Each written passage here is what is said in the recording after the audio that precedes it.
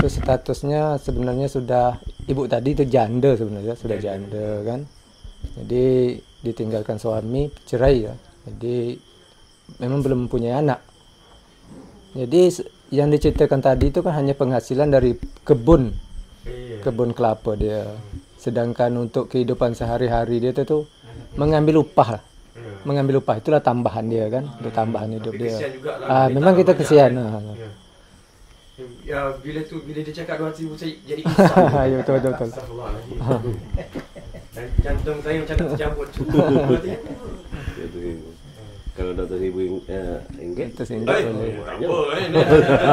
di rupiah. Ini rupiah. Jadi nak tanya imam jugalah tentang pembangunan masjid kan, apa perancangan. Sebab saya sebenarnya banyak masjid yang tak siap lagi. Ya. Di Malaysia pun ada tak siap kan, bukan di sini je. Tapi yang menarik perhatian masjid sini, walaupun masjid tu tak siap, tapi dah ada orang gunakan masjid tu. Kenapa ada guna yang lain? Tak ada yang lain. Pilihan. Pilihan. Tak ada pilihan lain kami untuk Yalah, apa. jadi macam kalau tempat kami tu lah, mungkin kalau begitulah kondisinya, memang tak adalah. Jadi saya pertama kali Abang Makmur tunjuk saya, Lem, inilah masjidnya. Saya pun okey, boleh sembahyang dalam ni? Boleh ke? Saya pun saya ingatkan masjid tak siap sembahyang tak, rupanya. Lepas tu bila nak ambil wuduk, kalau awal pertama kami buka masjid tu macam gubuk buruk ni saya nak ambil wuduk, saya tanya Abang Makmur, mana paipnya? Sini tak ada paip, Lem. Dalam kolam. Okey. Jadi saya okey. Situ basuh kaki, situ basuh kepala, situ basuh tangan. Semua nak basuh situ lah. Jangan dia basuh kencing kita dah. Dan air dia tu pun bukan air jernih. Maknanya air dia air semula lagi kan. Tak ada ni. Dan yang lebih menyentuh perasaan bila masuk waktu maghrib, tengok ramai berduyun-duyun datang. Orang sembahyang. Saya pun tumpang sembahyang masa jadi Imam Amir. Saya tak ada waktu tu. Masa tu saya terdetik hati, saya rasa saya kena buat something. Saya sudah jatuh cinta dengan masjid ni. Jadi Pak Imam boleh cerita lanjutan daripada ni, apa perancangan? Memang kalau kami lagi jemaah khususnya di kami ni ada dusun. Jadi dusun tu memang di dusun kami ada 4. Dusun 1, dusun 2, satu desa ni kan. Jadi kami ni termasuk dusun 2. Dusun 1, dusun 2. Jadi kami memang program dari pembangunan masjid ini sudah lama, lagi tahun 2009. Jadi umpama mengumpul dana.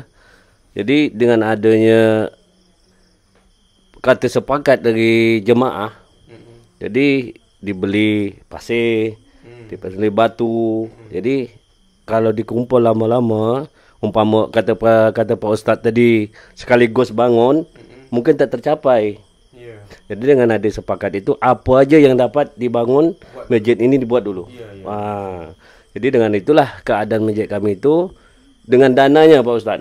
Dana maklumlah, pertama kali kita memikirkan kehidupan masyarakat. Masyarakat jemaah kita ni tidak sama. Ada yang lebih, ada yang kurang kan gitu. Jadi dengan ada yang lebih ini dapatlah bantu yang kekurangan tu sikit kan. Jadi dengan ada kata sepakat, musyawarah, terjadilah masjid kami itu. Tapi insya-Allah tekad kami jemaah ini tetap walaupun macam mana kesusahan payah kami tetap langkah selanjutnya nak kami bangun sekuat tenaga kami dan kemampuan lagi jemaah kami. Mengambil dana dari pemerintah, lagi masyarakat yang impak pada masjid kami itu. Itulah langkah lanjut kami.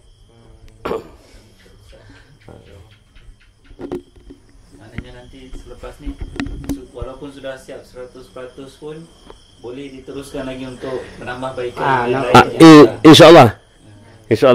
Kalau yang penting apa yang diperlukan di perkara masjid tu tetap kami bangun. Apa yang kekurangan lagi pembangunan itu tetap kami laksanakan. Itu ajalah cita-cita kami lagi jemaah di 2 dusun ni di Laida. penonton yang tahu. Saya nak tanya Abang Makmur Hassan. Orang lama sini. Walaupun dia bukan penghulu, tapi dia macam penghulu kat sini. Semua orang kenal dia kan. Jadi Abang Makmur mungkin boleh cerita sikit keterlibatan orang luar. Ada ke orang luar selalu datang sini? Ada juga. Ada juga. Jadi apa yang orang buat? Niaga ke ataupun Nah, dalam pengetahuan saya di Tanjung Gadai ini, ibaratnya orang luar tu orang keluar masuk lah. Kalau penetapan yang ada di sini, saya rasa orang luar pun jarang lah. Hanya dia orang keluar masuk tu banyaknya dagang lah. Seperti ngambil barang tani yang ada di desa ni, kemudian bawa barang masuk ke desa ni seperti barang makan dan sebagainya. Kemudian barang tani itu mereka ambil untuk dijual ke tempat lain. Dan statusnya Tanjung Gadai ini yang menurut pengetahuan saya sepanjang hidup saya, Tanjung Gadai ini adalah sudah 4 penghulu, 1 tungkat. Di zaman itu masih di zaman Soekarno. Penghulu yang pertama sekali dulu, sini belum ada penghulu, sini baru ada tungkat. Tungkat tu ialah tungkat tu artinya macam wakil penghulu di zaman itu namanya tungkat, bukan wakil. Wakil penghulu tu di zaman itu ialah Pak Jatam, datuk daripada Pak Imam. Pak Jatam. Penghulunya waktu itu di Sungai Tohor, tak ada di sini. Ada Sungai Tohor. Kemudian dengan adanya masyarakat yang bertambah ramai pada saat itu terbentuklah satu penghulu. Nama penghulu yang tua sekali di Tanjung Gadai ini yaitu Pak Mat Dali. Kemudian Pak Mat Dali lebih kurang 15 tahun jadi penghulu. Berganti pula penghulu kedua Pak Penghulu Sabtu. Yaitu bapak daripada Pak Samsuri. Pak saudara saya adalah adik mamak saya.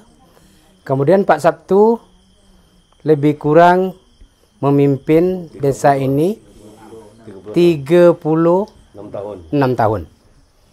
Semenjak daripada Pak Suharto, di zaman Suharto sehingga sampai di Pak Habibie masih Pak tu ya.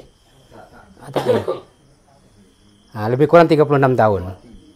Jadi yang mencorakkan daripada desa ini adalah Bapak Sabtu. Desa ini juga sewaktu itu dipegang oleh Pak Sabtu, dipimpin oleh Pak Sabtu. Desa ini adalah menjadi desa tauladan di seluruh kabupaten. Provinsi. Provinsi. Desa ini termasuk desa tauladan di taraf provinsi. Desa tauladan tu apa? Artinya desa yang terbaik. Desa yang terbaik. Pertama bersih. Kedua mungkin masyarakatnya juga ada berhikmat tinggi. Artinya tidaklah mudah gaduh, mudah itu. Kalau di tempat-tempat lain, kalau bikin perayaan di malam-malam hari tak dapat untuk bermain. Ibaratnya seperti main kugiran, dangdut apa semua.